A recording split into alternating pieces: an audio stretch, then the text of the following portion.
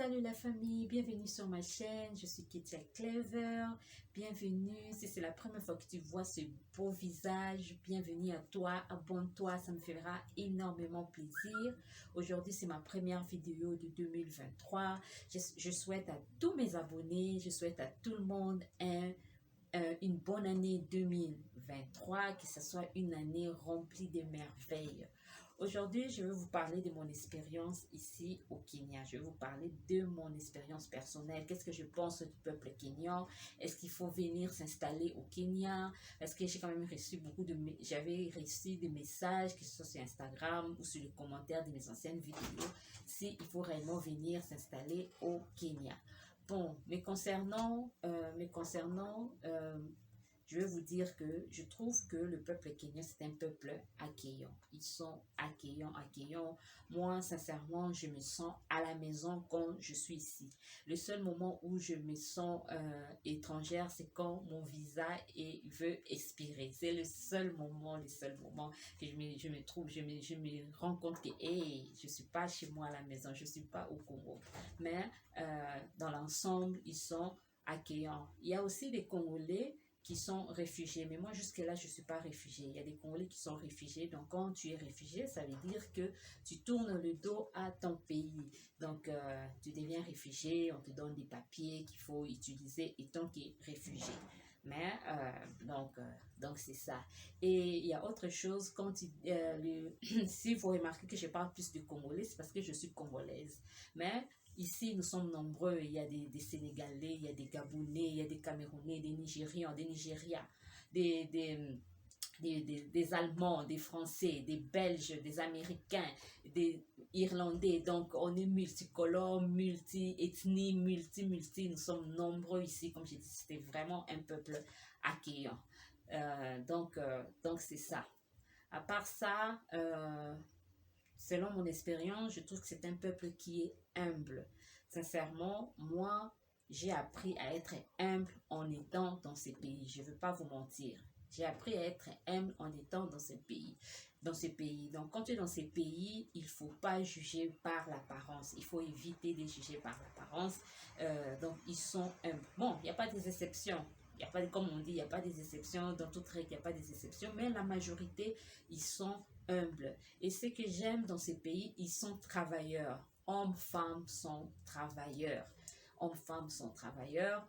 Et c'est vraiment ça qui m'a impressionné dans ces pays.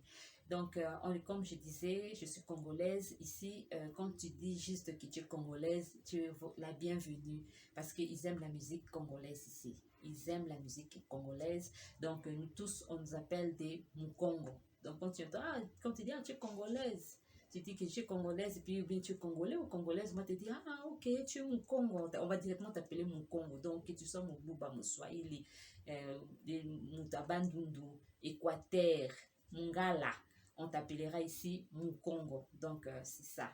Donc, voilà. Et ce que je n'aime pas dans ces pays, c'est qu'il y a les tribalismes. Le tribalisme, mais c'est entre eux. Le tribalisme est en action ici, mais c'est entre eux. Mais ce qui est bien, nous, grâce à le défunt président Mobutu, il a pu nous rassembler. Bon, il a pu nous rassembler, donc c'est pas comme ici. Ici, il y a un peu du tribalisme. Pardon. Il y a un peu du tribalisme ici. Bon, c'est entre eux. Entre eux, des fois, il y a... il y a un peu du tribalisme entre eux, mais en ce qui nous concerne, nous les étrangers, on est la bienvenue chez toutes les tribus qui sont ici. Voilà, c'est ça que je n'aime pas, c'est le tribalisme que je n'aime pas. Autre chose, est-ce qu'il faut réellement venir s'installer au Kenya? Donc, cette question, j'ai quand même eu cette question sur mes anciennes vidéos, les commentaires et tout. Je vais vous dire la vérité, je vais être franche avec vous.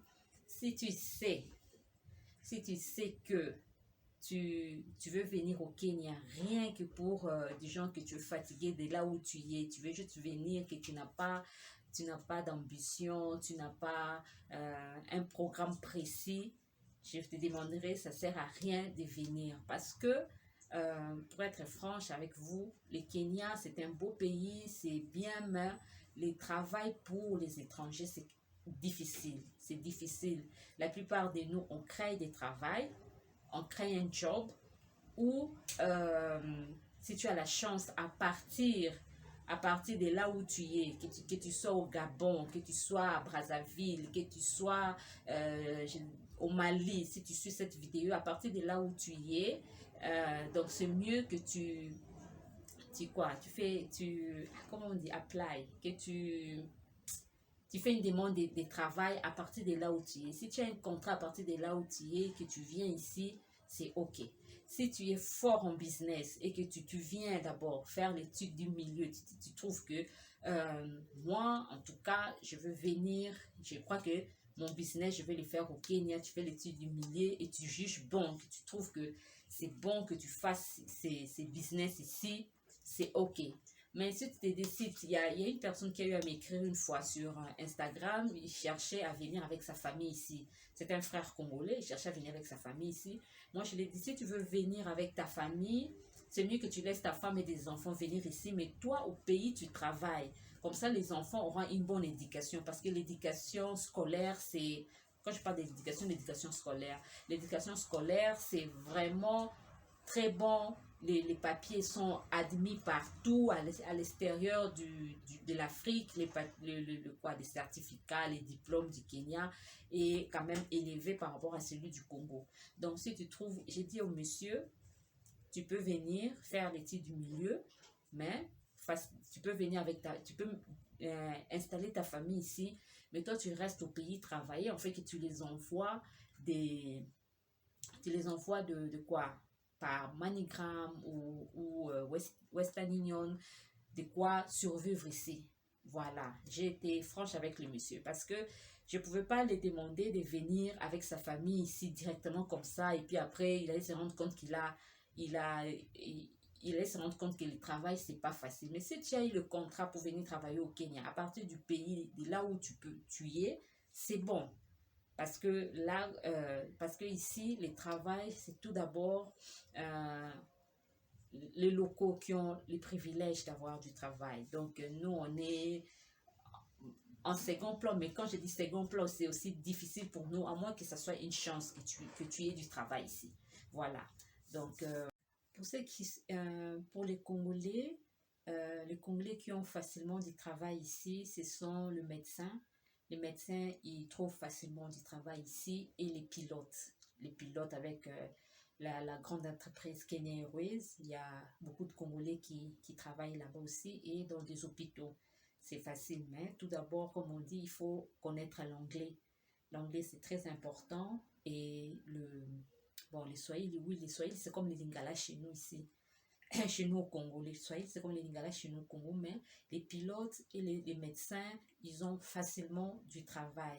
Mais en ce qui concerne les autres domaines, donc on crée nous-mêmes des jobs. Ok, pour toute personne qui voudra venir, pour toute personne qui voudrait venir ici au Kenya investir, si on me demandait est-ce que tu peux conseiller à une personne de venir investir au Kenya, je dirais oui. Tu peux venir investir au Kenya et tu n'auras pas de problème. Ici, c'est pas comme dans certains pays africains, tu veux investir dans un pays, donc il y a les ministres qui est au courant du projet que tu vas faire, te dit écoute, si tu veux que je te laisse, donne-moi cette somme, si tu veux ceci, donne-moi ceci, c'est là, ou bien je veux être des pairs avec toi sur cette affaire. Ici, ça n'existe pas. Donc, quand tu viens, tu exposes ton projet et tout. S'il trouve que c'est valable, que tu fasses ton projet, bien installer ton entreprise ou bien ton business, crois-moi, ça sera facile. Hein? Donc, je parle pour ceux qui ont assez de moyens.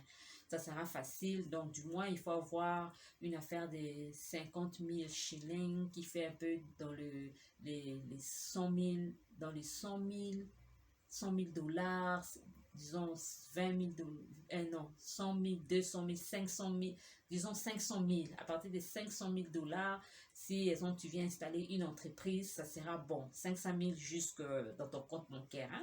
gens qui sont, pour ceux qui sont friqués. Voilà, pour ceux qui sont friqués. Si tu dis que tu as 500 000 $ dans ton compte bancaire, tu donnes les preuves et tout, crois-moi, tu vas installer ton entreprise avec facilité. Pour le moyen, si tu veux venir faire faire ton business et que tu trouves que ce sera difficile pour certains papiers, je veux vous conseiller d'être associé avec les locaux, donc d'être associé avec les Kenyans. Quand tu es associé avec un Kenyan, tu pourras faire ton business. Donc les Kenyans vont t'aider à avoir des papiers. Donc c'est ça.